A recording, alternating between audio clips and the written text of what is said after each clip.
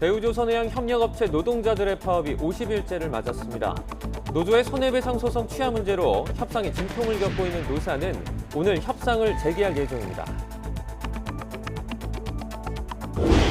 한국산 가상화폐 루나테라 폭락 사태를 수사 중인 검찰이 가상화폐 거래소 등 15곳을 압수수색했습니다. 합수단이 본격적인 강제 수사에 나서면서 권도영 대표 등에 대한 수사가 속도를 낼 전망입니다.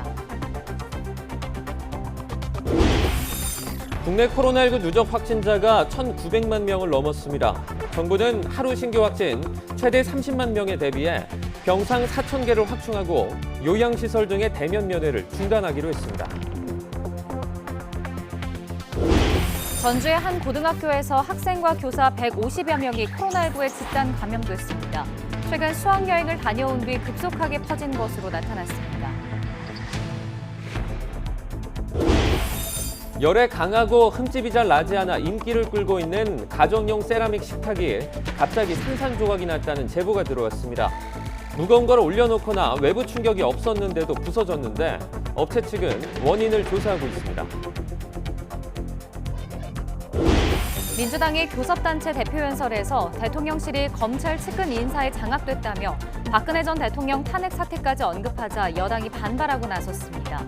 여야가 약속한 원구성 협상 시한이 오늘이지만 이견을 좁히진 못하고 있습니다. 유럽연합이 러시아산 금 수입 금지와 러시아 최대 은행의 자산 동결 등 신규 제재를 승인했습니다. 또 회원국의 러시아의 추가적인 가스 공급 중단 가능성에 대비해 내년 봄까지 가스 사용량을 15% 줄이는 방안을 제안했습니다. 미국 백악관 국가안보회의 관계자가 북한을 향해 국가를 가장한 해킹 범죄 집단이라고 비판했습니다. 북한에 더 많은 대가를 치르도록 국제적인 대응을 추진하고 있다고 강조했습니다. 시청자 여러분 안녕하십니까? 7월 21일 목요일 굿모닝 YTN 2부 시작합니다. 50일째 파업을 이어가고 있는 대우조선 하청 노사 협상이 어젯밤에 또 중단됐습니다. 고용노동부 장관이 연이틀 현장을 찾아 설득에 나섰지만 파업에 따른 손해배상 소송 취하 건이 발목을 잡았습니다. 보도에 오태인 기자입니다. 두 달을 채워가는 금속노조 거제통영 고성 조선하청지회 파업. 노조와 협력업체는 이제야 어느 정도 합의점을 찾아가는 듯 했습니다. 하지만 결국 또 막판에 합의를 이루지 못했습니다. 임금 인상 폭에는 노사가 어느 정도 이견을 좁혔지만 파업에 따른 민형사상 책임 부분은 서로 의견이 엇갈렸습니다. 업체 차원에서는 이번 파업과 관련해서는 책임을 묻지 않겠다. 이게 의견적인 내용인데 오늘 가져온 안은 그것을 뒤집는 안을 가져왔습니다. 파업에 참가한 조합원들의 고용 승계 문제도 발목을 잡았습니다. 파업 기간 배합한 협력업체에서 일한 노동자들이 비슷한 일을 하는 협력업체에 고용돼야 한다고 요구했지만 협력업체가 받아들이지 않으면서 협상은 결렬됐습니다. 어떻게 100% 수평이동회가 회사도 없어진 거를 나머지 있는 같은 공정에 있는 회사에다가 받아라 하느냐. 될 수가 없는 거 아닙니까? 노조는 협력업체와 오늘 오전 협상을 재개합니다. 그러나 타결 실패 시 총력 투쟁을 예고했습니다. 이정식 고용노동부 장관도 열이틀 파업 현장을 찾아 노사 설득에 나섰지만 효과가 없었습니다. 대우조선 하청노조 파업이 길어지면서 노조와 노조 간 갈등도 격화할 상황. 정규직 노조인 금속노조 대우조선지회는 오늘부터 이틀 동안 금속노조 탈퇴 찬반 투표를 시작합니다. YTN 오태인입니다. 대우조선해양 협력업체 노조 파업이 노동계 내부의 노노 갈등으로 이어지고 있습니다. 민속노총 금속노조는 어제 오후 대우조선해양 정문 앞에서 조합원 5천여 명이 참석한 가운데 파업을 지지하는 집회를 연 뒤 행진했습니다. 비슷한 시각 대우조선 산하에서도 대우조선 원하청 직원 4천여 명이 파업 중단과 조업 정상화를 촉구하는 집회를 연 뒤 행진했습니다. 양측은 20m 거리를 두고 마주쳐 서로 고성을 주고받기도 했지만 물리적인 충돌은 발생하지 않았습니다. 한국산 가상화폐인 루나테라 폭락 사태를 수사 중인 검찰이 밤사이 가상화폐 거래소 등 15곳을 압수수색하며 본격적인 강제 수사에 들어갔습니다. 이번 압수수색에서 이번 사태 핵심 인물인 권도영 테라폼랩스 대표 등 관계자들의 거래 내역을 확보한 것으로 알려져 수사의 속도가 붙을 것으로 보입니다. 임성호 기자입니다. 국내 최대 가상화폐 거래소인 업비트 본사에 검찰 수사관들이 들어갑니다. 혐의 입증할 만한 유의미한 자료 나오고 있을까요? 루나 테라 폭락 사태를 수사 중인 서울 남부지검 금융증권범죄 합동수사단이 업비트를 비롯한 가상화폐 거래소 7곳을 밤새 압수수색했습니다. 거래소 말고도 다른 8곳도 압수수색했는데 루나 발행사인 테라폼랩스의 관계사와 한국지사, 루나에 투자했던 벤처 투자사 등이 포함된 것으로 알려졌습니다. 합수단은 이번 압수수색에서 권도형 테라폼랩스 대표와 신현성 공동 창업자 등 관련자들의 루나 거래 내역을 확보했습니다. 이를 분석해 루나 사태의 피해 규모를 산정하고 권 대표 등이 코인 거래 수익을 현금화해 빼돌렸는지를 확인할 방침입니다. 합수단은 앞서 지난 5월 루나 투자자들의 고소장을 접수한 이후 권 대표 등 관련자들에 대해 수사해왔습니다. 권 대표 등은 루나의 설계 오류와 하자를 투자자들에게 제대로 알리지 않은 혐의, 연이율 19.4%의 높은 이자 수익을 보장하며 투자금 수십조 원을 끌어모으는 식으로 유사 수신 행위를 한 혐의를 받습니다. 여기에 코인 거래 수익 수백억 원을 해외 조세 회피처로 빼돌렸다는 의혹도 받고 있습니다. 이런 상황에서 법원이 이번에 압수수색 영장을 대거 발부한 점을 고려하면 합수단이 권 대표 등의 혐의를 어느 정도 입증한 게 아니냐는 해석이 나오고 있습니다. 이번 사태의 핵심 인물인 권 대표는 여전히 해외에 체류 중인 것으로 알려졌습니다. 합수단은 이번 압수수색에서 확보한 자료를 분석한 뒤 관련자들 조사를 이어가면서 권 대표 신병 확보도 조속히 추진할 방침입니다. YTN 임성호입니다. 코로나19 재유행이 본격화한 가운데 어젯밤 9시까지 전국에서 6만 명 후반대 신규 환자가 발생했습니다. 어제 0시부터 밤 9시까지 전국에서 코로나19 확진 판정된 환자는 6만 8,721명으로 집계됐습니다. 신규 환자 수가 전날보다 4,580명이 줄었지만 일주일 전보단 3만 명이 넘게 증가하는 등 이른바 더블링 현상은 여전한 것으로 나타났습니다. 정부가 코로나19 재유행에 대비해 원스톱 진료기관과 병상을 확충하고 패스트트랙 대상도 확대하기로 했습니다. 중앙재난안전대책본부는 하루 30만 명이 확진되더라도 안정적으로 대응 가능한 의료 역량을 확보하겠다며 이 같은 추가 대책을 발표했습니다. 우선 진단검사와 치료제 처방, 진료까지 한 번에 가능한 원스톱 진료기관을 6천여 곳에서 추가 확보해 이달 말까지 10,000곳으로 늘리겠다고 밝혔습니다. 또 피해 최소화를 위해 중환자가 제때 치료받을 수 있도록 치료병상 4천여 개를 추가 확보하겠다고 설명했습니다. 전북 전주시 한 고등학교가 학내 코로나19 집단 감염으로 조기 방학을 결정했습니다. 방역당국에 따르면 전주 A고등학교 학생과 교사 150여 명이 잇따라 코로나19 확진 판정을 받았습니다. A고등학교는 지난 12일부터 15일까지 3박 4일간 1, 2학년 학생 430여 명을 인솔해 제주도로 수학여행을 다녀왔습니다. 이와 관련해 해당 고등학교는 정상 수업이 어렵다고 판단해 조기 방학에 돌입했습니다. 각종 원재료 값이 폭등하면서 소상공인들의 부담이 또다시 커졌습니다. 최근엔 코로나19 재확산 우려까지 겹치면서 사회적 거리 두기가 격상될까 봐 마음을 졸이고 있습니다. 윤혜리 기자가 보도합니다. 서울 왕십리에서 14년째 족발집을 운영하는 이기백 씨. 올해 들어 매출이 조금씩 늘기 시작해 숨통이 트이나 싶었는데 최근 다시 걱정이 커졌습니다. 강한 전파력의 켄타우로스 변이 바이러스가 국내에 유입되면서 코로나19 재확산 우려가 커지고 있기 때문입니다. 또 옛날처럼 다시 또 이런 규제가 들어간다면 그나마 지금 숨통이 트였던 지금 현재 상황에서 이 자영업자들이 엄청난 또 시련이 올 것 같아서 걱정됩니다. 서울 화양동에서 갈비찜 가게를 운영하는 홍성근 씨도 조마조마하기는 마찬가지. 코로나19 이전 수준으로 매출이 회복되려면 갈 길이 멀었는데 껑충 뛴 식자재 값까지 발목을 붙잡고 있습니다. 그 등락의 폭이 상당히 크기 때문에 거기가 원가 부담이 많이 되고 있고요.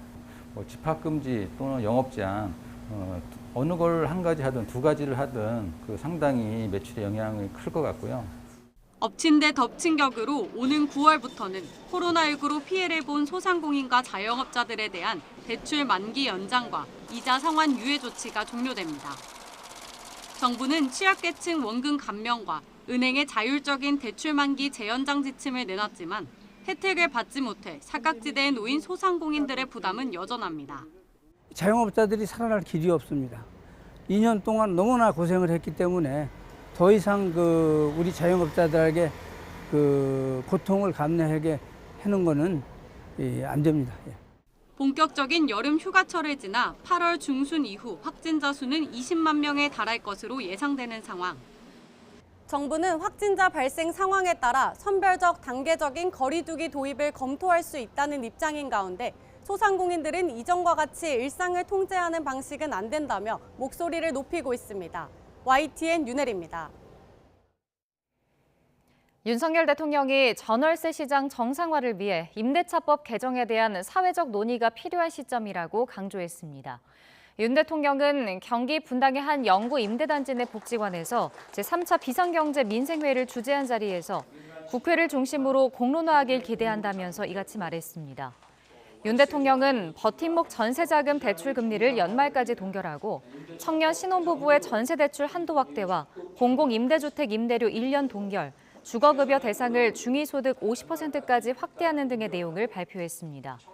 또 전세 사기같이 민생을 위협하는 범죄는 강력한 수사로 일벌백계 하겠다면서 전세 사기 전담반을 구성하라고 관련 부처에 지시했습니다. 생애 최초로 주택을 사는 가구에 적용하는 주택담보대출 비율 LTV 상한 완화가 다음 달부터 적용됩니다. 금융위원회는 대출 규제를 합리적으로 개선하는 내용을 담은 은행업 등 감독 규정 개정안을 의결해 행정 예고 등을 거쳐 다음 달 1일부터 시행한다고 밝혔습니다. 이번 개정안에 따라 생애 최초 주택 구매자는 주택이 있는 지역이나 가격에 상관없이 LTV 상한 80%를 적용받을 수 있고 대출 한도도 기존 4억 원에서 6억 원으로 늘어납니다. 또 아파트가 준공된 뒤에 15억 원이 넘더라도 중도금 대출 범위 안에서 잔금 대출도 허용하기로 했습니다. 유럽중앙은행 ECB가 오늘 11년 만에 처음으로 기준금리 인상을 단행할 것으로 예상됩니다. 첫 인상폭으로는 0.25%포인트가 예고됐지만 물가가 예상보다 급등세를 보이면서 인상폭을 0.5%포인트로 높이는 방안에 대해서도 논의가 이루어질 전망입니다. ECB는 오늘 통화정책회의에서 기준금리와 한계대출금리, 수신금리 등 3개 정책금리를 각각 0.25%포인트 인상하겠다고 지난달 통화정책 방향에서 밝힌 바 있습니다. ECB가 기준금리를 인상하는 건 2011년 7월 13일 이후 11년 만에 처음입니다. 문재인 정부 시절인 지난 2019년 강제 북송이 된 어민들은 동료 16명을 살해한 흉악범이 아닌 탈북 브로커였다는 의혹을 국민의힘이 추가로 제기했습니다. 당장 민주당은 여당이 객관적 사실을 제쳐두고 북풍몰이를 하고 있다며 강하게 반발했습니다. 김태민 기자입니다. 국민의힘은 강제 북송된 탈북 어민과 관련해 현지 사정을 잘 안다는 세터민들의 증언을 새로 제시했습니다. 북송된 어민들이 동료 선원 16명을 살해한 흉악범이 아니라 북한 주민 탈북을 돕던 브로커였다는 겁니다. 16명은 탈북하려던 5가구의 주민이었으며 오징어잡이 배로 탈북하기 위해 육지에 1명이 하산하여 16명을 인솔하여 승선하기로 하였으나 보위부에 의해서 체포화돼서 남아한 어선은 16명 넘게 탈 수 없는 구조인데다 이들이 범행 직후 김책항으로 돌아갔다는 조사 결과도 믿기 어렵다는 주장을 내놨습니다. 배에 또 16명 타지도 못하고 그리고 도착해서도 16명 살해한 그 배가 함이 강할 수도 없어요. 도착하면 그 다 출항할 때 이름이 다 배 명부가 배에 다 있기 때문에 그 다 대수하기 때문에. 문재인 정부가 북한 당국의 거짓말만 믿고 탈북 브로커를 되돌려보냈다는 얘기인데 민주당은 어이가 없다고 일축했습니다. 여당이 객관적 사실을 제쳐두고 북풍몰이를 하려 한다며 이성을 찾고 이야기하라고 꼬집었습니다. 공포에 질려서 어떻게 공교롭게 2명이 분리신문에서도 정확하게 16명을 맞췄다는 게 그게 과연 말이 되는 소리입니까? 좀 이성을 갖고 얘기했으면 좋겠어요. 객관적 사실조차 부인하면서 북풍몰이를 한다는 게 말이 됩니까? 일부 야당 의원들은 강제 북송에 대한 입장을 바꾼 통일부를 직접 찾아 강하게 질타하기도 했습니다. 정부가 그 결정을 바꾼다면 그에 합당한 근거가 있어야 되는데 최근에 일련의 입장 변동은 어떠한 근거도 찾을 수 없습니다. 오로지 정권이 바뀌었으니 판단을 바꾼다, 입장을 바꾼다라는 겁니다. 어처구니가 없다고 생각하고요. 문재인 정부가 20대 대선 전날인 지난 3월 8일 서해 북방한계선을 넘어온 북한 선박을 합동신문 없이 하루 만에 돌려보냈다는 의혹에 대해서도 설전이 오갔습니다.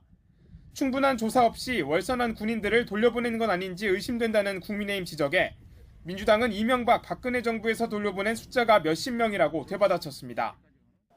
안보 논쟁이 진실 공방을 넘어 감정 섞인 정쟁으로 번진 가운데 정부 차원의 진상규명과 수사 과정에서도 거센 충돌은 불가피할 것으로 보입니다. YTN 김태민입니다. 더불어민주당 박홍근 원내대표는 이른바 검찰 출신 문고리 육상씨가 대통령실을 장악했다고 비판했습니다. 권력의 사유화는 반드시 대가를 치를 거라면서 국민의 목소리에 귀를 기울이라고 경고했는데요. 교섭단체 대표 연설 내용 직접 들어보시죠. 윤석열 정부 대통령실은 이른바 검찰 출신 문고리 육상씨에 의해 장악되었다는 비판이 제기되고 있습니다. 경고합니다. 사적 채용, 측근 불공정 인사 등으로 드러나고 있는 대통령의 권력의 사유화는 반드시 대가를 치르게 됩니다. 특히 김건희 여사와 관련된 논란과 국민의 우려에 윤석열 대통령은 귀를 기울여야 합니다. 조용히 내조만 하겠다던 대통령의 부인이 대통령도 어쩌지 못하는 권력의 실세라는 말까지 나와서야 되겠습니까? 지지율의 급락은 권력 사유와 인사 난맥, 경제 민생 무능에 더해 대통령의 오만과 불통이 더해진 결과입니다. 국정 운영의 기본으로 돌아오십시오. 무엇보다 경제와 민생에 집중하십시오. 민주당 교섭단체 대표 연설과 관련해 국민의힘은 문재인 정부 경제정책 실패에 대한 진솔한 인정과 사과가 먼저라고 지적했습니다. 권성동 대표 직무대행 겸 원내대표는 출범한 지 2달밖에 되지 않은 윤석열 정부가 지금의 민생 경제 위기를 초래한 것처럼 호도하는 건 잘못된 태도라고 비판했습니다. 그러면서 지난 문재인 정권 5년 내내 급격한 최저임금 인상과 잘못된 부동산 정책으로 빈부자산 격차가 더 커졌다며 이에 대한 반성 없이 현 정부 탓을 하는 건 내로남불이라고 꼬집었습니다. 오늘은 국민의힘 권성동 당대표 직무대행 겸 원내대표가 오전 10시에 교섭단체 대표 연설에 나섭니다.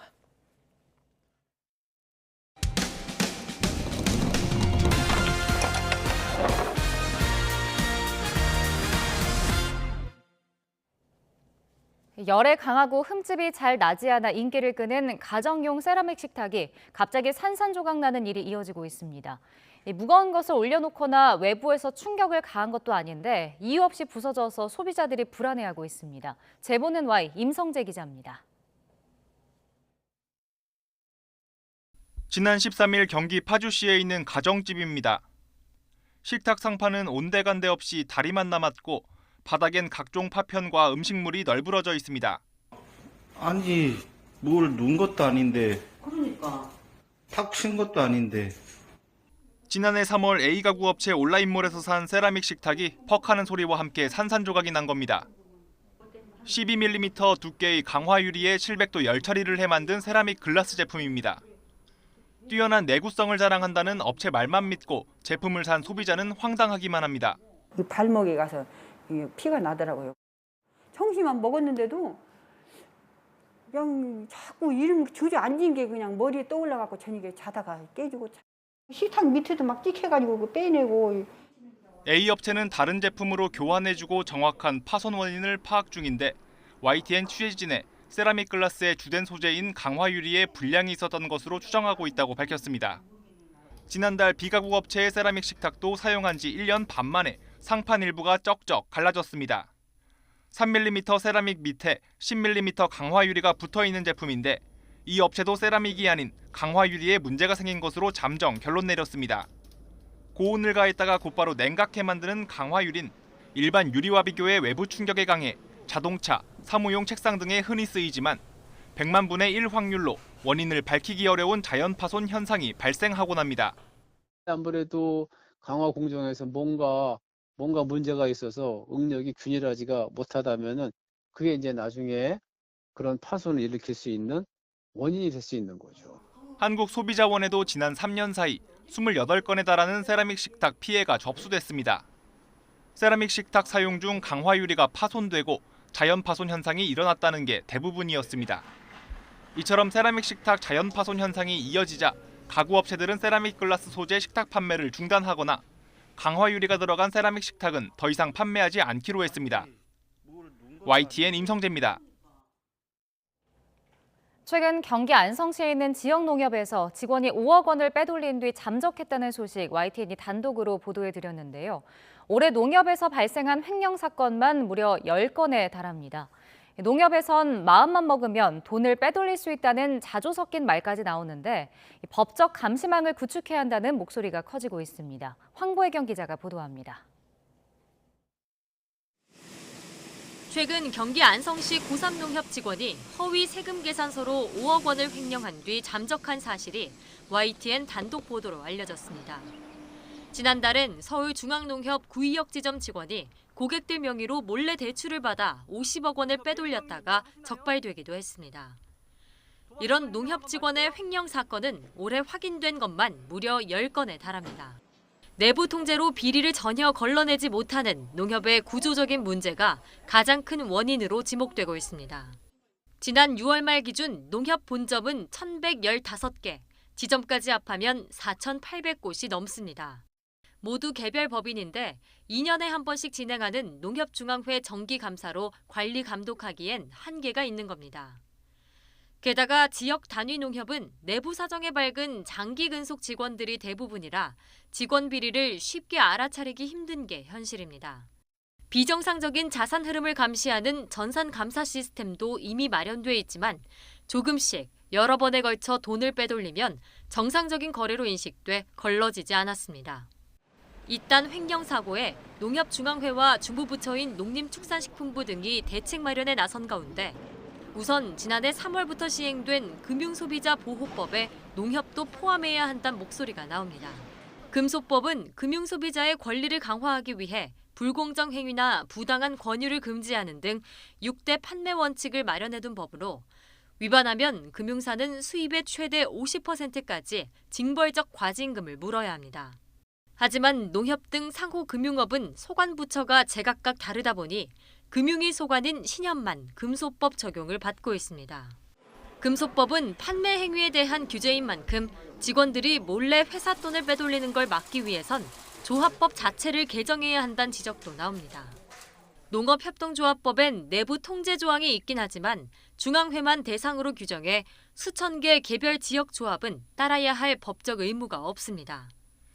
농협 주무부처인 농식품부가 개별 조합도 내부 통제 기준을 적용받도록 법 개정에 나설 예정인 가운데 제도적 감시 강화로 거대 조직 농협에 뿌리내린 도덕적 해이를 근절할 수 있을지는 시간을 두고 지켜봐야 알 수 있을 거로 보입니다. YTN 황보혜경입니다. 세계보건기구 WHO가 원숭이 두창에 대한 국제적 봉중보건 비상사태를 선언할지 여부를 다시 결정하기로 했습니다. 거브러여 소수 WHO 사무총장은 현지 시각 20일 스위스 제네바 청사에서 기자회견을 열고 우리는 전 세계에서 원숭이 두창이 14,000건 발생한 점을 확인했고 이 질병에 따른 사망자가 아프리카에서 5명 나온 점도 파악했다고 밝혔습니다. 현재까지 공중보건 비상사태가 유지되고 있는 건 코로나19가 유일합니다. 유럽연합 EU 행정부 격인 집행위원회가 러시아의 추가적인 가스 공급 중단 가능성에 대비해 회원국들이 내년 봄까지 가스 사용량을 15% 줄이는 목표 설정 방안 등을 담은 가스 수요 감축 계획을 제안했습니다. EU 집행위는 현지 시각 20일 성명에서 크렘린궁이 가스 수출을 무기화함에 따라 EU는 러시아의 추가적인 가스 공급 중단 위험에 직면해 있다면서 이에 따라 내년 봄까지 유럽 내 가스 사용을 줄이기 위한 규정과 계획을 제안한다고 밝혔습니다. 갈수록 고도화되는 북한의 핵 능력에 대비하기 위해 미국 정보당국과 군당국이 전략사령부에서 특별 토론회를 개최한 사실이 뒤늦게 알려졌습니다. 그만큼 미국의 정책 담당자들이 북한의 핵 능력에 대해 심각한 문제의식을 느끼는 것으로 해석되고 있습니다. 보도에 강성옥 기자입니다. 미국의 유력 일간 월스트리트 저널은 네브라스카주 오마하에 위치한 미국 전략사령부에서 북핵 관련 특별한 토론회가 열렸다고 보도했습니다. 토론회는 지난 5월 23일부터 이틀간 미국의 모든 정보기관을 총괄하는 대통령 직속 국가정보국장실과 군 관련 모든 첩보를 관장하는 국방정보국 주최로 열렸습니다. 신문은 북핵만을 주제로 한 토론회가 전략사령부에서 열린 것은 이번이 처음이라고 전했습니다. 현재 전략사령부에선 매년 러시아와 중국의 핵무기에 대한 토론회만 각각 개최됩니다. 그만큼 북핵 문제가 심각해졌다는 문제의식의 방증이라는 해석이 나옵니다. 미국 정보당국은 북한이 최근 소형 전술 핵탄두 개발에 박차를 가하는 등 핵 능력을 고도화했다는 점에 주목하고 있습니다. 일부 참석자들은 김정은 북한 국무위원장이 무력 충돌 상황에서 소형 핵무기를 사용할 수도 있다는 시나리오에 우려를 표시했다고 신문은 보도했습니다. 한 미군 고위 관계자는 토론회에서 북한이 조만간 핵을 포기할 가능성에 대해 0%라고 평가한 것으로 전해졌습니다. 토론회 참석자인 제프리 루이스 미국 미들베리 국제학연구소 교수는 이번 토론회는 미국의 정책 담당자들이 북한의 비핵화보다는 핵무기 사용 억제를 정책 목표로 생각한다는 것을 보여준다고 평가했습니다. 미국은 북한에 대해 비핵화를 목표로 삼고 있지만 실제로는 핵 사용을 억제하는 것이 우선순위가 될 정도로 북한의 핵 능력이 고도화됐다는 것입니다. YTN 강성욱입니다. 미국 백악관 국가안보회의 담당 부보좌관이 북한의 해킹 행태에 대해 국가를 가장의 수익을 추구하는 범죄 집단이라고 비판했습니다. 북한에 더 많은 대가를 치르도록 국제적인 대응을 추진하고 있다고 밝혔습니다. 워싱턴에서 강태욱 특파원이 보도합니다. 앤 뉴버거 백악관 국가안보회의 부보좌관이 북한을 범죄 집단이라고 규정했습니다. 국가를 가장해 해킹으로 암호화폐를 탈취해 수익을 추구하고 있기 때문이라고 설명했습니다. 특히 지난 3월 블록체인 비디오 게임에서 역대 최대 규모인 6억 2천만 달러의 암호화폐를 훔친 해킹 조직 라자루스를 거론했습니다. 그러면서 미국이 북한의 해킹에 대응하기 위해 많은 조처를 하고 있다고 밝혔습니다. We've done a great number of steps to work to address it, from sanctioning for the first time exchanges and mixers, working on the Darknet forum, but the North Koreans are some of the most flexible and adaptable actors in the world. 북한의 적응이 빠른 탓에 대응이 쉽지 않다는 겁니다. 특히 돈 세탁을 돕는 것이 대부분 중국 등 미국이 즉각적인 조치에 나설 수 없는 것이 많은 점도 어려움입니다. 이 때문에 미국은 국제적 대응을 위해 협력할 파트너가 필요하다고 강조했습니다. And we're driving global action because so much of the infrastructure is not in the United States, so we need international partners to work with us. 지난해 10월 36개 나라와 랜섬웨어 퇴치를 위한 국제사회의 이니셔티브가 이런 노력의 하나라고 설명했습니다.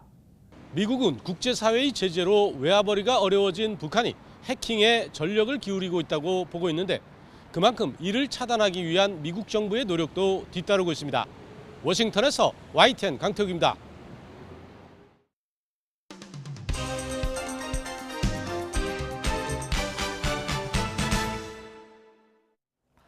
(7월 21일) 목요일입니다. 오늘 아침 신문은 어떤 소식을 다뤘는지 짚어보겠습니다. 이현웅 아나운서가 주요 내용 정리해왔습니다. 어서 오세요. 안녕하십니까. 네, 첫 번째 기사 보겠습니다. 먼저 대우조선의 하청 노조 관련된 파업 관련된 내용부터 저희가 살펴보도록 하겠습니다. 오늘로 50일째를 이제 맞았는데요. 어제 같은 경우에는 노노 갈등도 좀 불거졌죠. 네, 그렇습니다. 동아일보에 그 사진이 나와 있는데 지금 왼쪽에 나온 게 금속노조의 총파업 결의대회의 모습이고 오른쪽이 대우조선 정규직 노조와 임직원의 모습입니다. 하청노조의 파업 철회를 요구하는 맞불 집회를 연 건데요. 현수막 문구를 보시면 더 이상 우리도 참을 수 없다라면서 모이게 된 겁니다. 네. 금속노조는 정문 앞에서, 그리고 대우조선 정규직 노조는 공장 안에서 시작해서 행진을 했는데요. 양측이 공장 서문 쪽에서 만났습니다. 대치하는 상황 속에서 서로를 향한 욕설도 오갔다고 하는데 경찰과 회사 측이 나서서 분리 조치를 하면서 물리적인 충돌은 발생하지 않았다고 합니다. 한편 하청노조가 임금 상승폭을 줄여서 제안을 하면서 협상은 한 발 나아가는 모습이었는데요. 기존 30%에서 이제는 10% 인상의 추가 인하 가능성까지 카드를 내밀었습니다. 하지만 사측 4.5% 이상의 인상은 불가하다는 입장이기 때문에 아직 차이는 조금 남았다고 볼 수 있겠는데요. 네. 그래도 처음보다는 폭을 많이 줄인 셈입니다. 하지만 이제는 손배소 문제가 발목을 잡고 있는데요. 노조 측은 기존의 소송을 모두 취하하고 앞으로도 관련 소송을 제기하지 않겠다고 약속하라라는 입장인데 대우조선 측은 협상 당사자도 아닐 뿐더러 수천억 원대 피해를 입었는데 손해배상을 묻지 않으면 경영진이 배임에 걸릴 수 있다는 입장입니다. 이렇게 아직은 양측이 차이를 보이면서 50일을 넘어서 보다 장기화할 수 있다는 가능성이 제기되고 있습니다. 네, 오늘 오전에도 협상이 이제 재개가 되는데 좋은 소식을 좀 기대해 보도록 하겠습니다. 다음 기사입니다. 이른바 강제 북송 논란도 계속해서 이슈가 좀 되고 있습니다.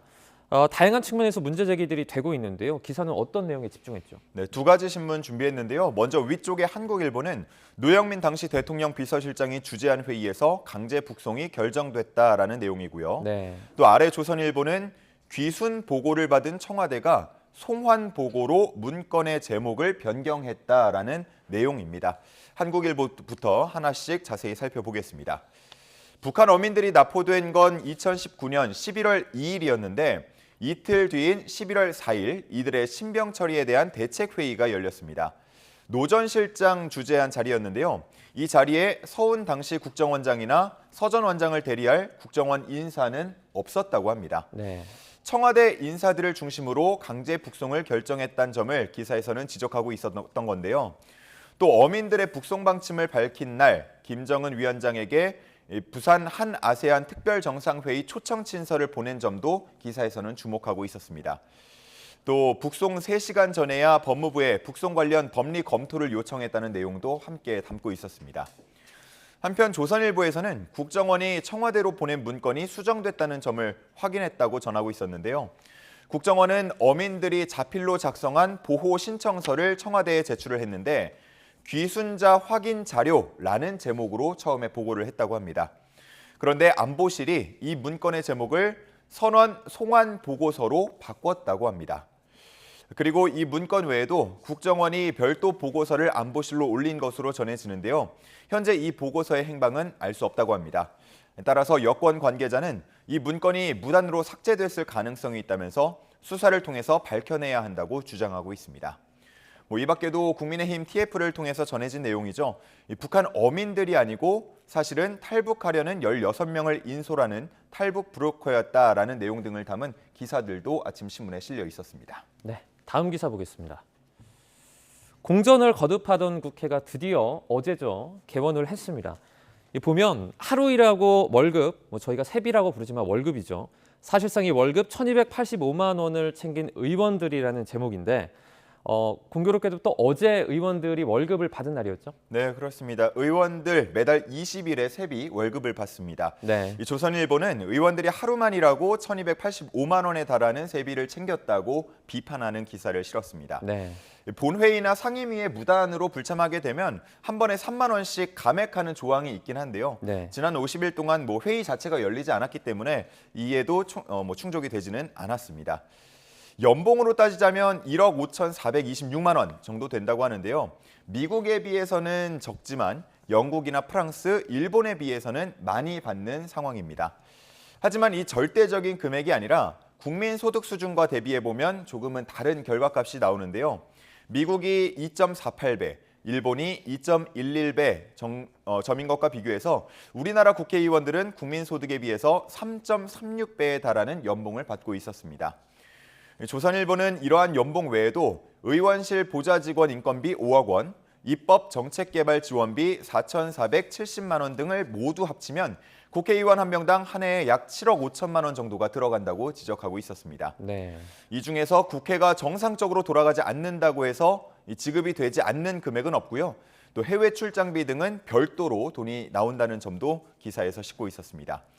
또 해외의 경우에는 의원들의 보수를 결정하는 별도 독립기구가 있지만 우리나라는 국회 운영위가 직접 한다는 점도 마지막에 전하고 있었습니다. 네.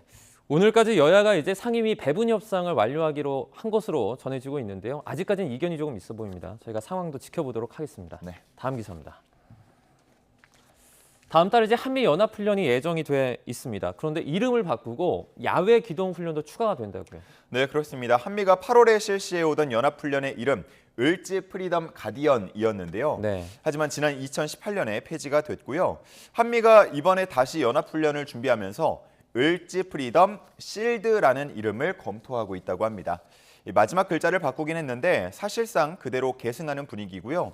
이번 훈련에는 야외 기동 훈련까지 실시하기로 가닥을 잡은 상황이라고 합니다. 네. 8월에 진행됐던 한미 연합 훈련, 통상적으로는 컴퓨터 시뮬레이션으로 진행해 왔는데 이에 대해서 로버트 에이브럼스 전 주한미군 사령관은 이런 얘기를 했죠. 훈련이 컴퓨터 게임이 되면 곤란하다라는 이야기를 한 바 있습니다. 그런데 이번에 다시 야외 기동 훈련을 포함하기로 한 거고요. 다만 대규모 병력을 대상으로 하기에는 준비 기간이 부족하고 또 코로나가 확산하는 점 등 이런 우려할 점들도 있어서 규모와 최종 실시 여부는 조금 더 지켜봐야 한다고 합니다. 네. 한편 김규현 국가정보원장은 취임 후 처음으로 미국을 방문했는데요. 미국 측과 만나서 북한의 도발에 맞설 협력 강화를 논의한 것으로 보입니다.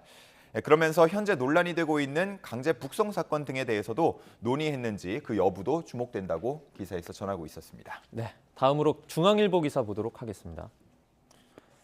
네, 제목을 보면요. 20억 원짜리 약 졸겐스마 건강보험이 적용이 돼서 환자 부담금은 이제 598만 원이다 이런 얘기 같은데 먼저 20억 원짜리 약이 있습니까? 네, 그렇습니다. 이전에 그 환우들의 어려움이 몇 차례 보도된 바 있어서 아마 네. 들어보신 시청자분들도 계실 것 같은데요. 희귀 질환인 척추성 근위축증 치료제인 졸겐스마라는 약인데요. 정맥 주사 한 방에 상태가 많이 호전될 수 있는 것으로 알려지는 약입니다. 네. 하지만 문제는 비싼 금액이었는데요. 이번에 부담이 크게 낮아지게 됐습니다. 어제 보건복지부가 졸겐스마에 대해서 건강보험을 적용하기로 했다는 방침을 밝혔는데요. 인정 약가만 19억 8,172만 원에 달하는 약입니다. 네. 환자 부담이 크게 낮아져서 다음 달 1일부터는 최소 83만 원, 최대로 쳐도 598만 원 정도면 이 주사를 맞을 수 있게 됐습니다. 척추성 근위축증은 이름 그대로 근육이 점차 위축이 되고 스스로 호흡을 못하거나 또 제때 치료받지 못하면 생후 24개월 안에 90% 정도가 사망에 이르게 되는 질환인데요. 졸겐스마를 제때 맞는다면 인공호흡기를 뗄 수 있고 앉거나 또 설 수도 있다고 합니다. 환우회 회장은 이런 고가 약의 건강보험이 적용돼서 감격스럽다는 반응을 보였고요. 현재 고통받는 환우뿐 아니라 앞으로 태어날 아이들에게도 기회가 생겨서 다행이라는 소감을 밝혔습니다. 네, 마지막 기사입니다.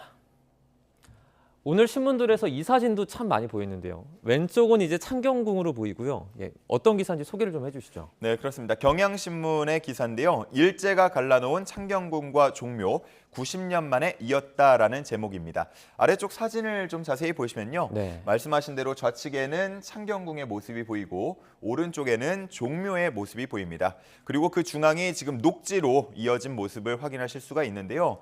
이 녹지 아래를 보면 도로가 있습니다. 원래 율곡로인데 이걸 터널 형식으로 덮은 녹지가 생긴 겁니다. 네. 원래 이렇게 도로로 갈라져 있던 걸 지화하면서 잇게 된 건데요.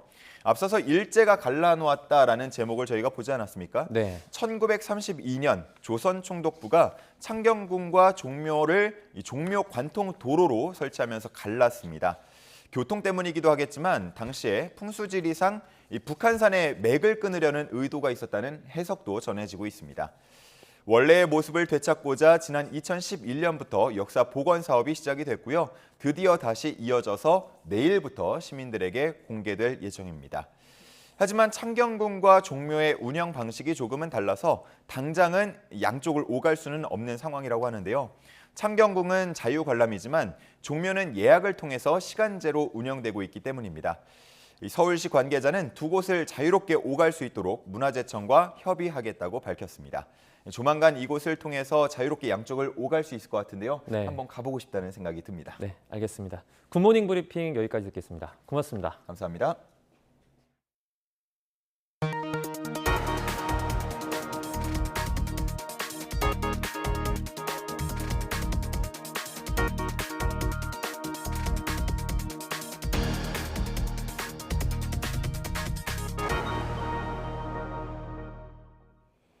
우리 기술로 만든 첫 초음속 전투기 KF-21의 시험 비행에 성공한 공군 파일럿은 이륙 순간에 뭉클한 감동을 느꼈다고 소감을 밝혔습니다. 또 최초 비행이 끝이 아니라 시작이라며 남은 시험 비행도 순조롭게 이어가겠다고 각오를 다졌습니다. 보도에 한현희 기자입니다. 활주로를 달려 부드럽게 날아오르는 KF-21. 우리 기술로 만든 첫 초음속 전투기의 조종관을 처음으로 잡은 건 안준현 소령입니다. 가장 기억에 남는 순간은 이륙 당시. 항공기 바퀴가 땅에서 떨어지는 순간이 가장 부담되는 순간이기도 했지만 제 기억에 가장 기억에 남는 뭉클한 순간이었던 것 같습니다. 아직 성능이 확인되지 않은 전투기의 첫 시험 비행인 만큼 부담이 컸지만 1년여의 준비 기간 쉼없이 반복한 훈련과 노력의 과정을 믿었습니다. 실제 비행도 시뮬레이터와 거의 유사했었고 이륙이라든지 착륙, 임무 중에도 큰 어려움을 느끼지 못할 정도로 항공기의 성능은 우수했던 것 같습니다. 첫 시험 비행을 성공적으로 치른 안소령은 양산 체제에 들어가는 2026년까지 2천여 차례의 시험 비행에도 참여합니다. 최초 비행처럼 비행 시험을 마지막까지 안전하게 수행하겠다고 각오를 다졌습니다.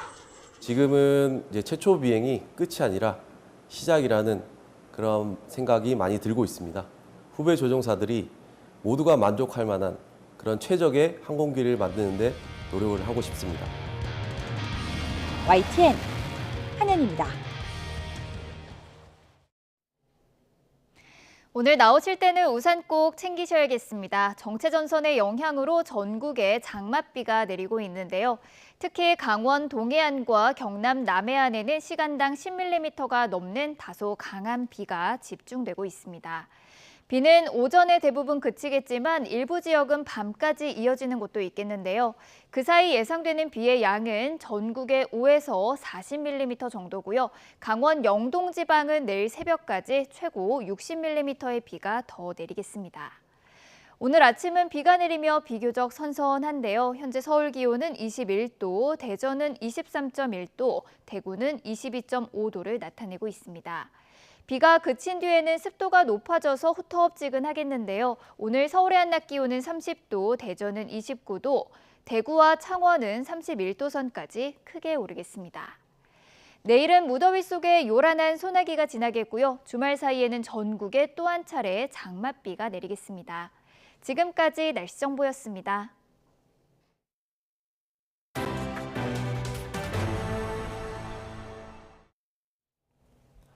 전북 전주시 한 고등학교가 학내 코로나19 집단 감염으로 조기 방학을 결정했습니다.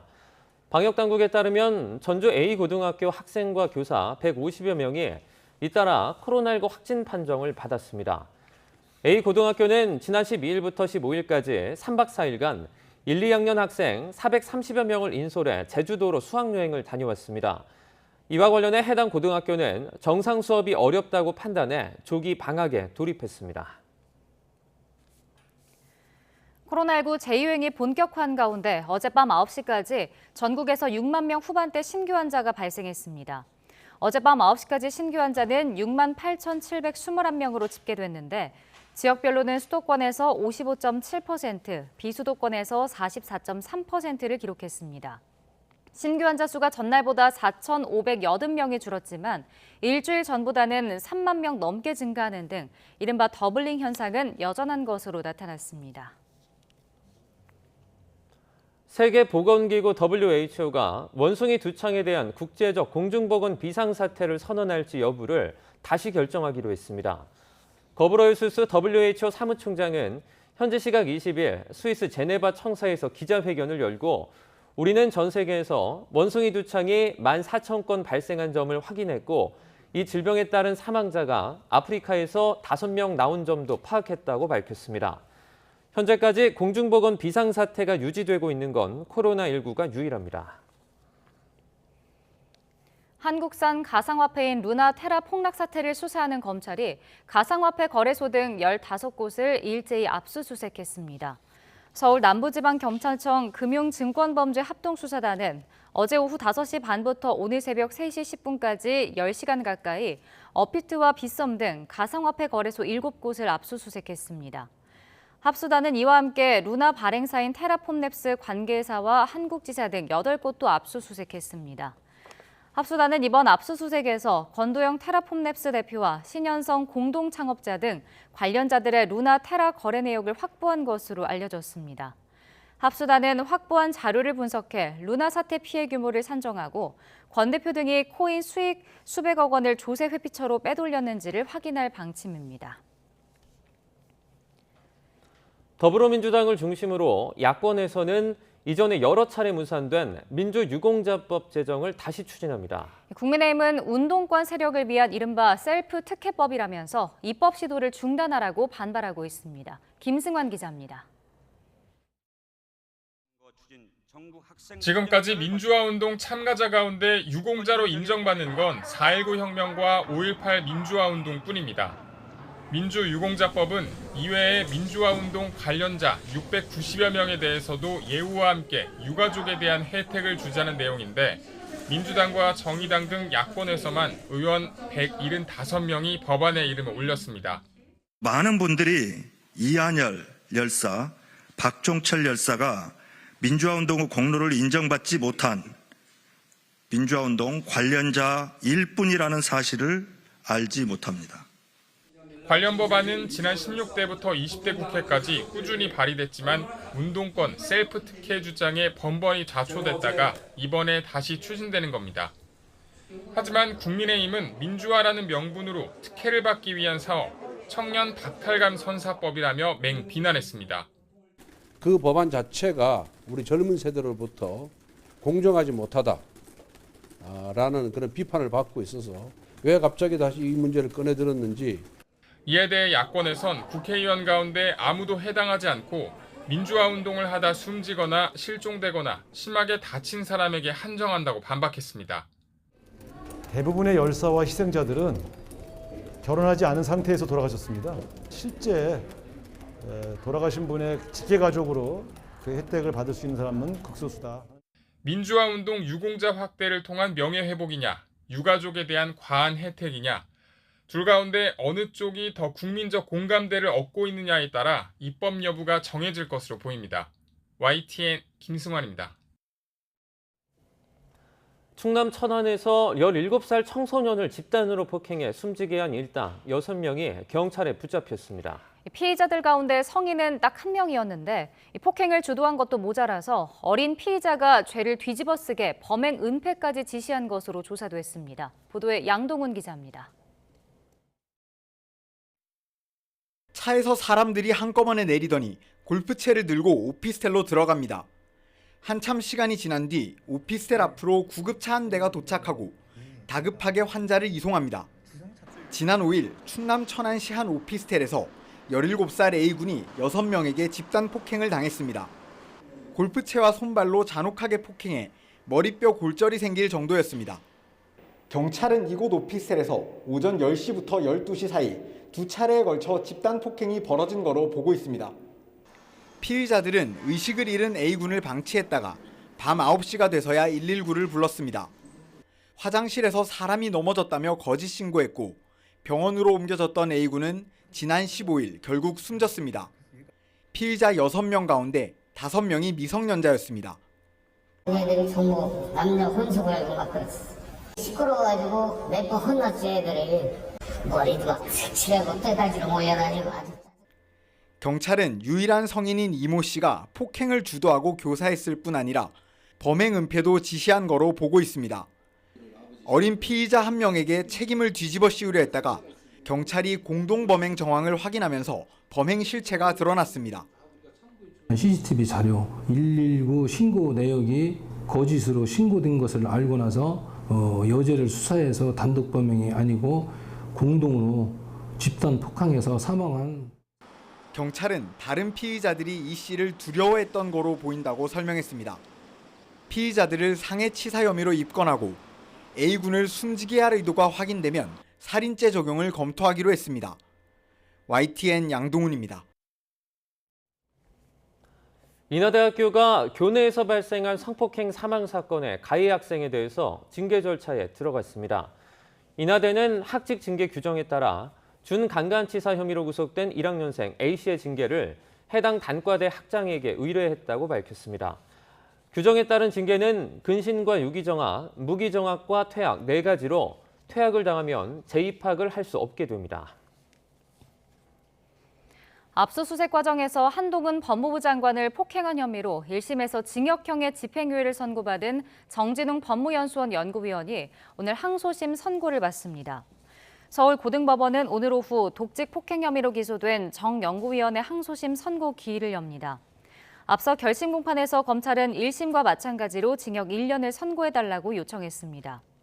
정 연구위원은 최후 진술에서 당시 한 장관을 폭행할 의도는 없었다면서도 결과적으로 한 장관과 다른 분들에게 마음의 상처를 준 점은 미안하게 생각한다고 밝혔습니다.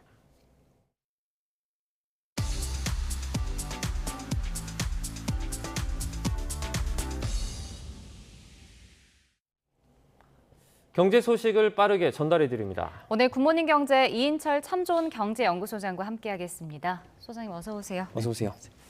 네, 대우조선 파업 사태가 끝날 조짐을 보이지 않고 있습니다.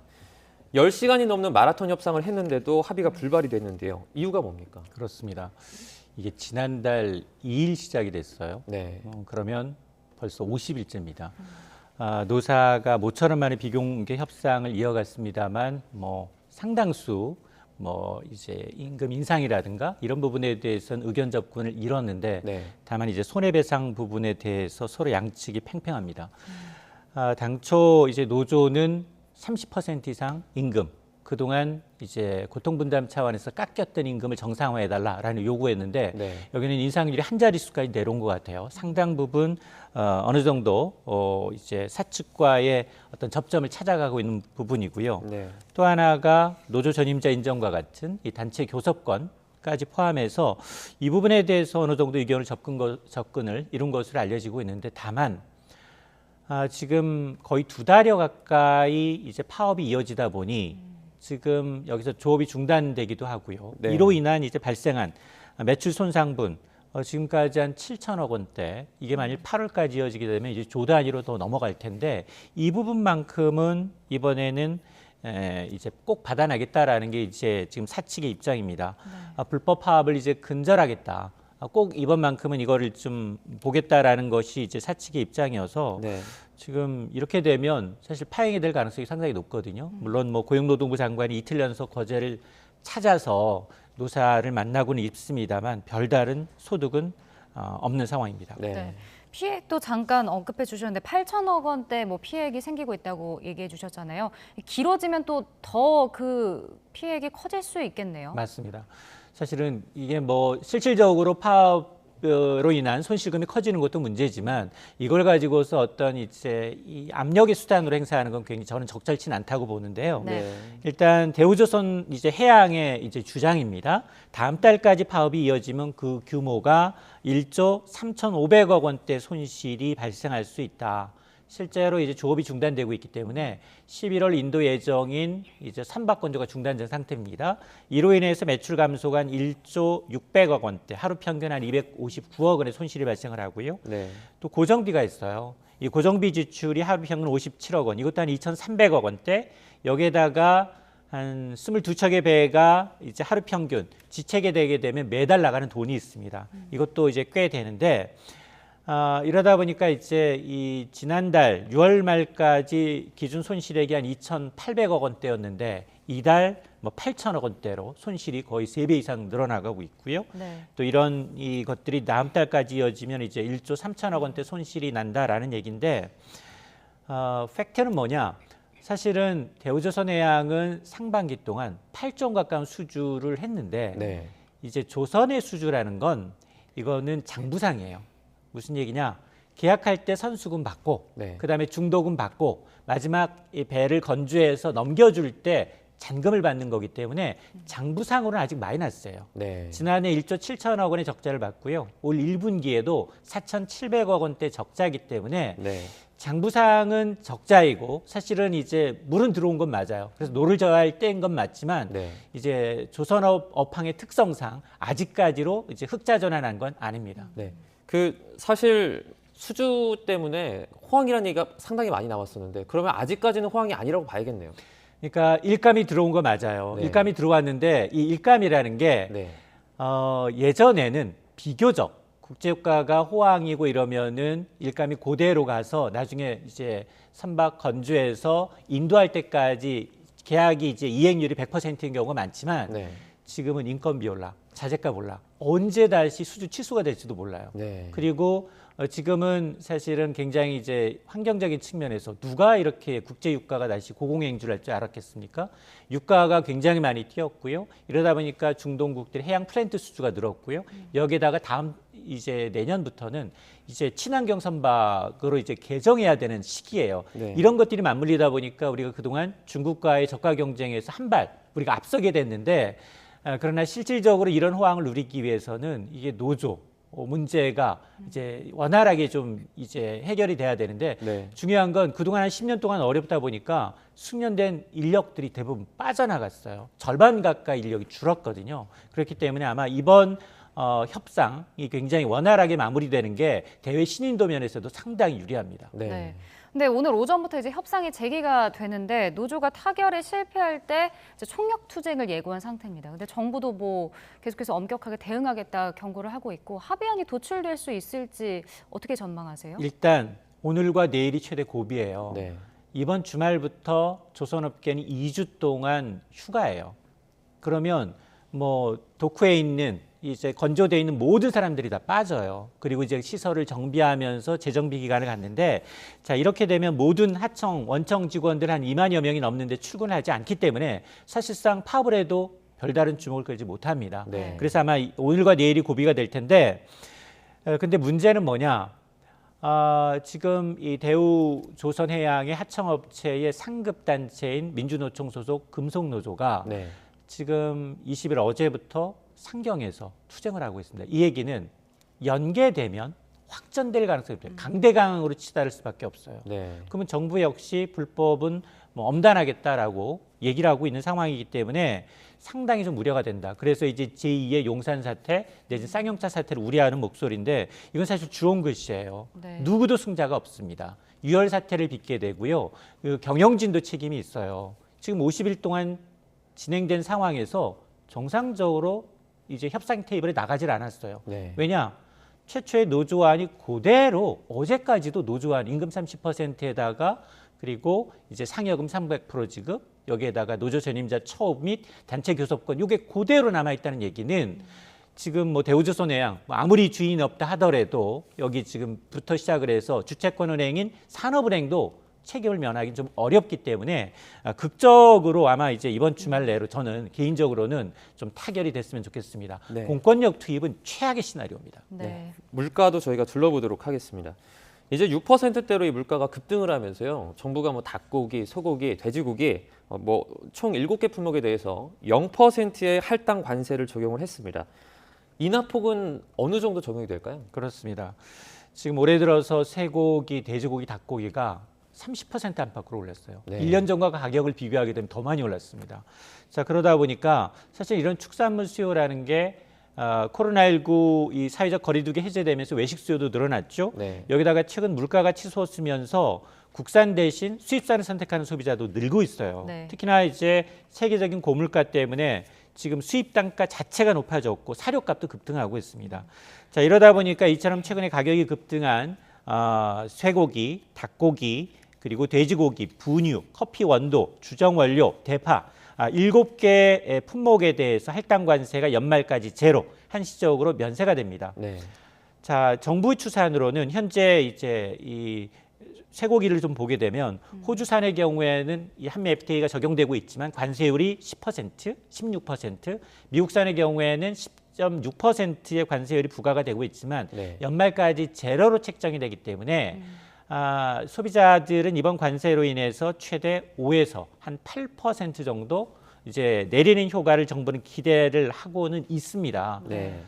워낙에 이제 관세가 낮았다는 부분에서 추가적으로 내린 건 있지만 그럼에도 불구하고 과연 소비자들이 어느 정도 체감할지 여부는 좀 지켜봐야겠습니다. 5에서 8% 인하되는 건 그럼 체감은 언제쯤 할 수 있을까요?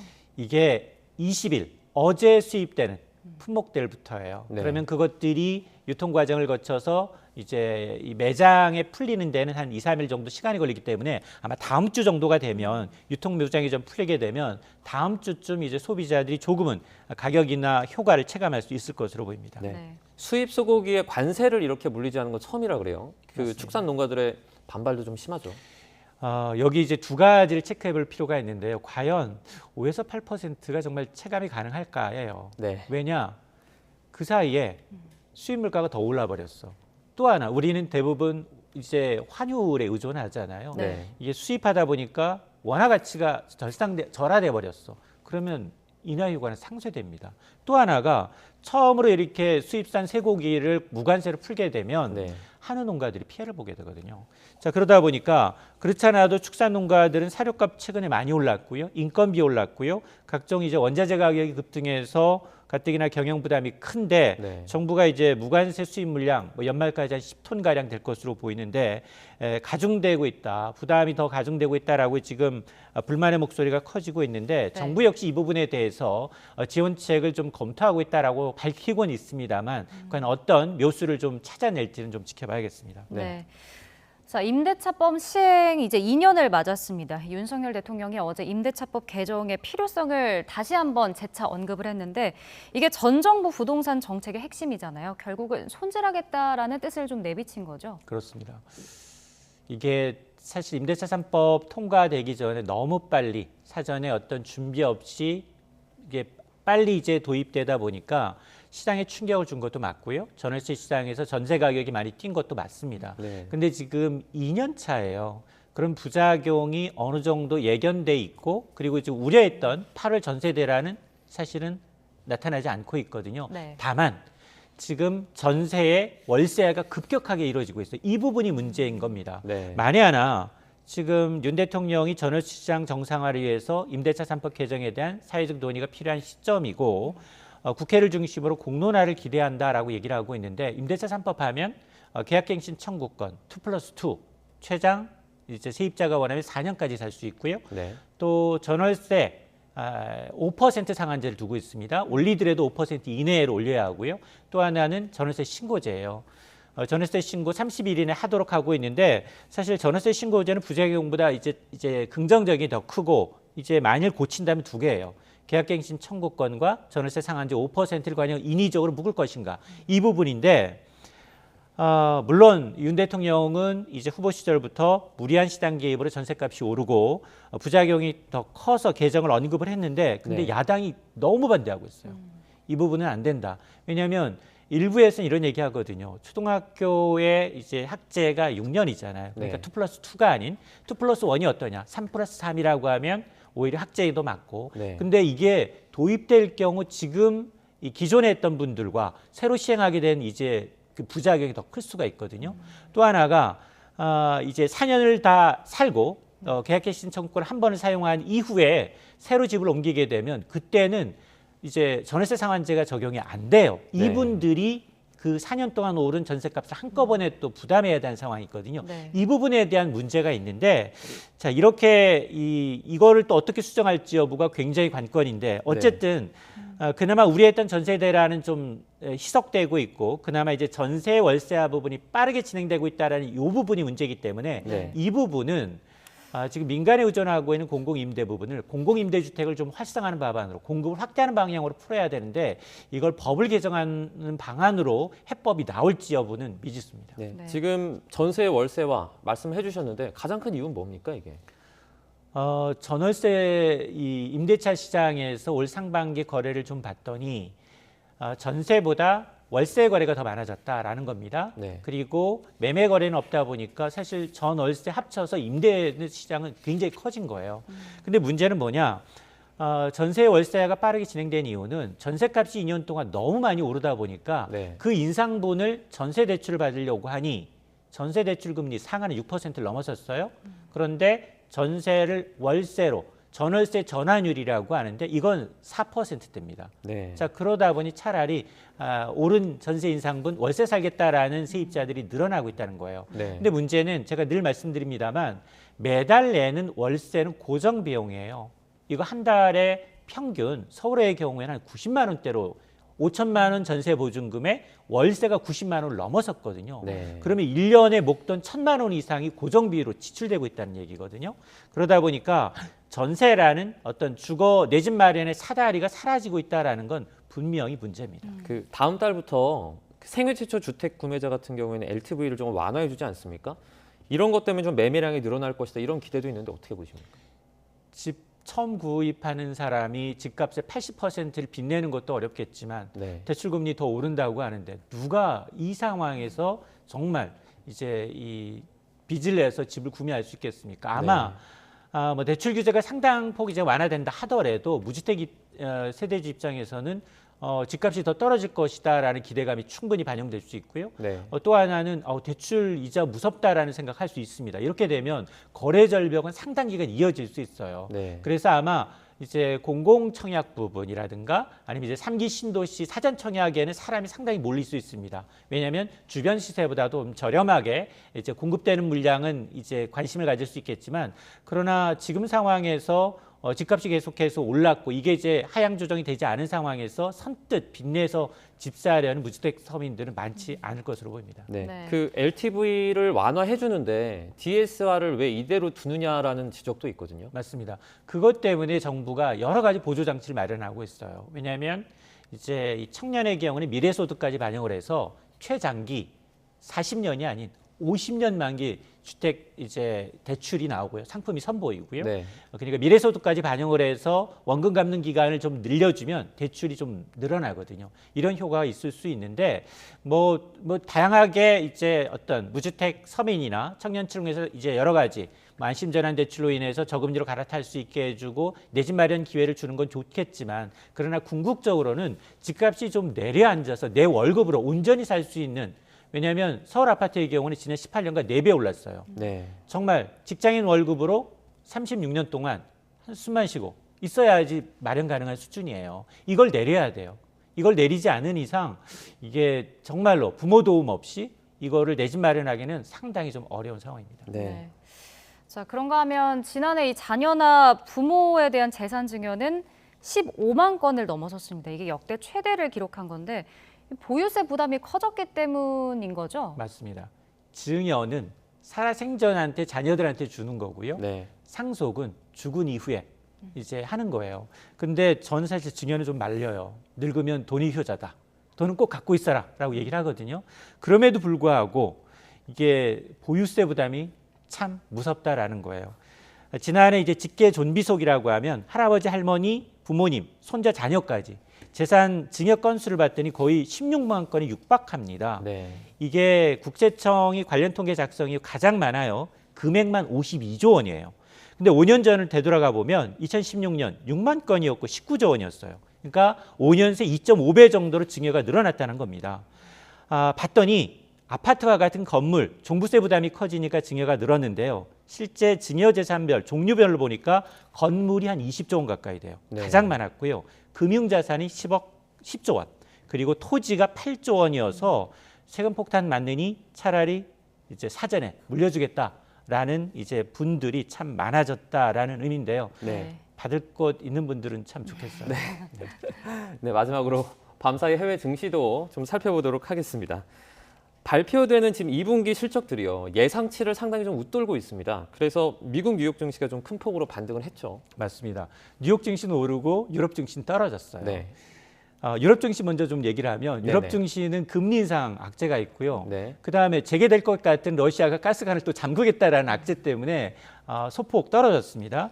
자, 뉴욕 증시는 내일 이어가고 있습니다. 특히 기술주들이 1% 넘게 올랐는데요. 실적이 나쁘지 않습니다. 넷플릭스 전날 실적 발표했는데 나쁘지 않아서 7% 넘게 반등하고 있고요. 또 오늘 발표됐던 골드만삭스, 시티그룹 월가 예상치를 웃돌고 있는데 지금 실적 발표는 한 월가에서는 한 10% 정도가 기업이 실적을 발표했는데 지금까지 10개 기업 가운데 7개 기업 69%가 예상치를 웃돌고 있어요. 네. 그러니까 낮아진 눈높이를 상회하고 있다는 게 일단 호재고요. 국제유가는 떨어졌습니다. 여름 이 드라이빙 휴가철 시즌임에도 불구하고 미국의 석유 수요가 좀 저조하다라는 소식으로 인해서 유가가 하락을 했는데 그럼에도 불구하고 서부 텍사스산 중진료는 $102예요. 네. 상당히 좀 부담스럽고요. 어쨌든 이제 하루하루 등락을 좀 거듭하고 있지만 아마 이달 말까지는 인플레이션이냐 아니면 이제 경기 침체냐를 두고 상당한 줄다리기가 예상됩니다. 네. 어제 우리 코스피도 장중에 정말 오랜만에 2,400선을 좀 넘어갔다 왔는데요. 그 마감까지도 2,400선을 좀 사수할 수 있을지 지켜보도록 하겠습니다. 오늘은 여기까지 듣겠습니다. 고맙습니다. 중국에서는 시진핑 주석이 유럽 정상들을 초청했느냐를 두고 진실 공방이 벌어졌습니다. 중국 외교부가 가짜뉴스 딱지를 붙이자 해당 내용을 보도했던 홍콩 언론이 재반박에 나섰습니다. 베이징에서 강정규 특파원이 보도합니다. 중국이 제안한 11월 시진핑 주석과의 회담, 과연 유럽 정상들은 받아들일까? 지난 18일 홍콩 언론 사우스 차이나 모닝포스트가 유럽 소식통을 인용해 보도한 기사입니다. 시 주석이 독일과 프랑스, 이탈리아, 스페인 등 4개국 정상을 베이징으로 초청했다는 내용입니다. 초청 시점이 20차 당대회 직후라는 점에서 시 주석의 3연임이 간접 확인된다고도 썼습니다.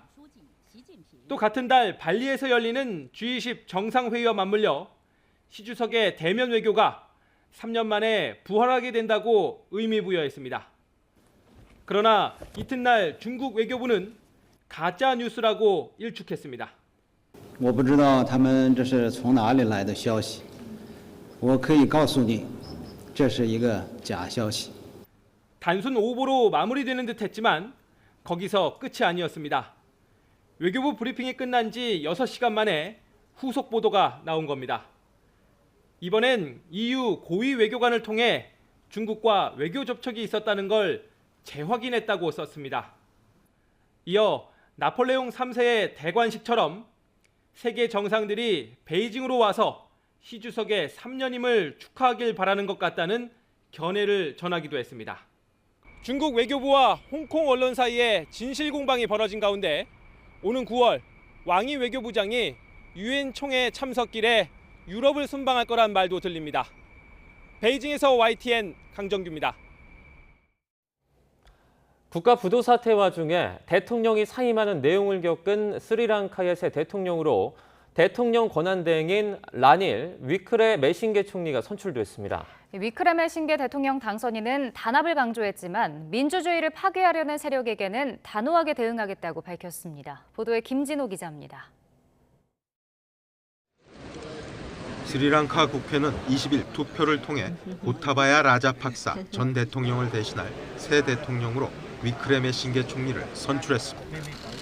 위크레메싱게 당선인은 단합을 강조했습니다. I have prayed that we can all in parliament cooperate to resolve the problems of this country. 변호사 출신인 위크레메싱게는 1970년대 정계에 입문해 지금까지 6번이나 총리를 지낸 스리랑카 정계 원로입니다. 그는 지난 5월 고타바야 전 대통령에 의해 총리로 임명됐습니다.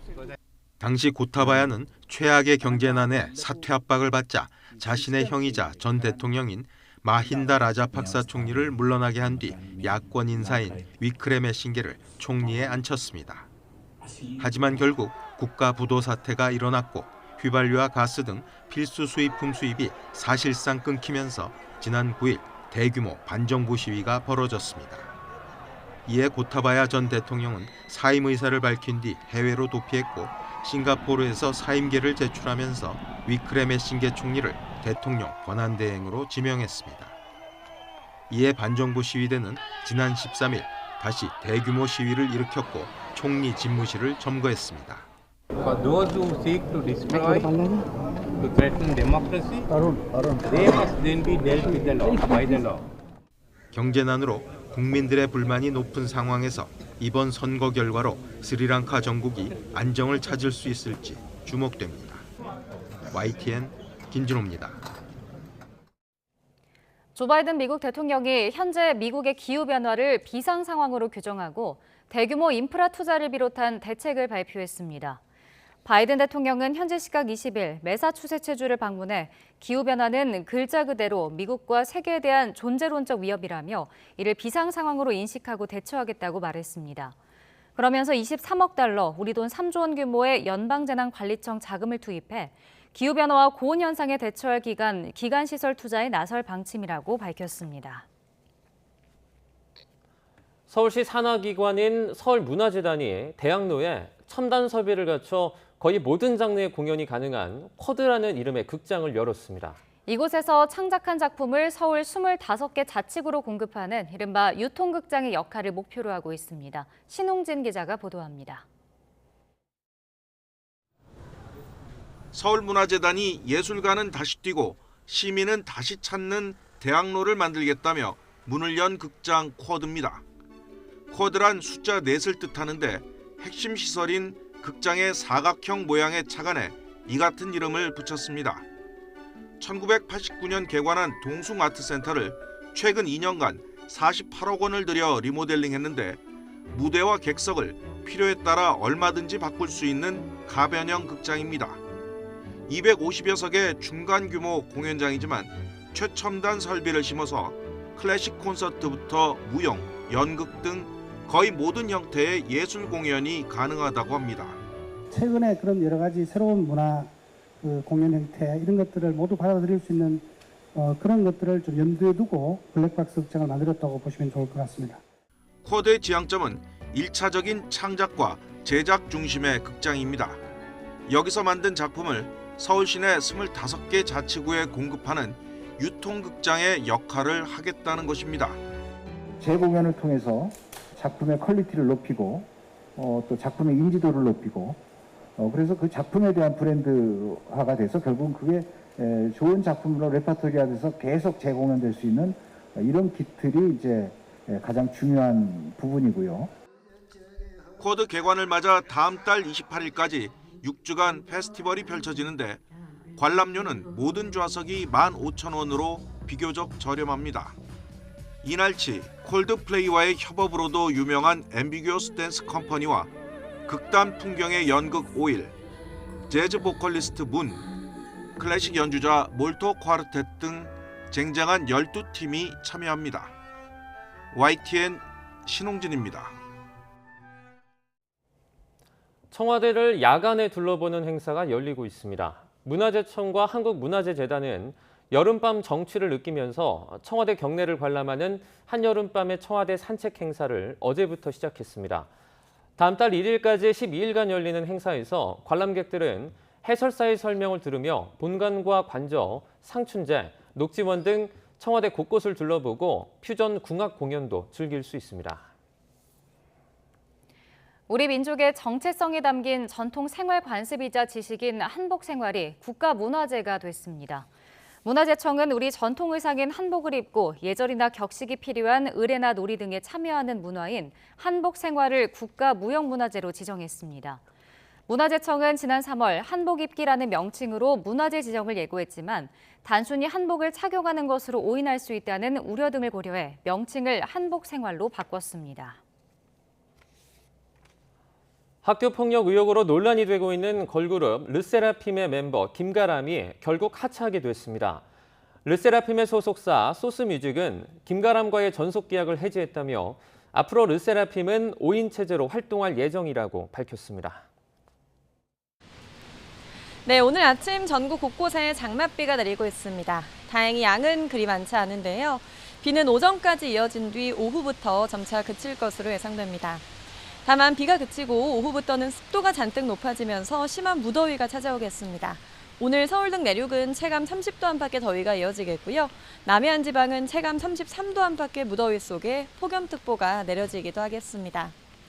오늘 아침 출근길 레이더 상황부터 보겠습니다. 지금 정체전선의 영향으로 중부와 영남 곳곳에 비가 내리고 있습니다. 영동 지방은 내일 새벽까지 20에서 60mm의 비가 오겠고 수도권과 충남, 호남과 경남은 오늘 오전까지, 그 밖의 지역은 밤까지 5에서 40mm의 비가 온 뒤 그치겠습니다. 낮부터 비가 그치고 심한 무더위가 찾아오겠습니다. 전남과 경남은 순천과 고령 32도까지 오르며 폭염특보가 내려질 수 있겠고요. 그 밖의 지역은 서울 30도, 창원과 대구 31도까지 오르겠습니다. 내일은 무더위 속에 요란한 소나기가 지나겠고 주말 사이에는 전국에 또 한 번 장맛비가 내리겠습니다. 오늘 오후까지 제주도와 남해안 지방은 초속 15에서 20m의 매우 강한 바람이 예상됩니다. 이 지역에 계신 분들은 시설물 관리와 안전사고에 주의하셔야겠습니다. 지금까지 상암동 야외 스튜디오에서 YTN 박현실입니다. 목요일 아침 굿모닝 YTN은 여기까지입니다. 잠시 후 뉴스라이더가 방송됩니다. 시청해주신 여러분 고맙습니다.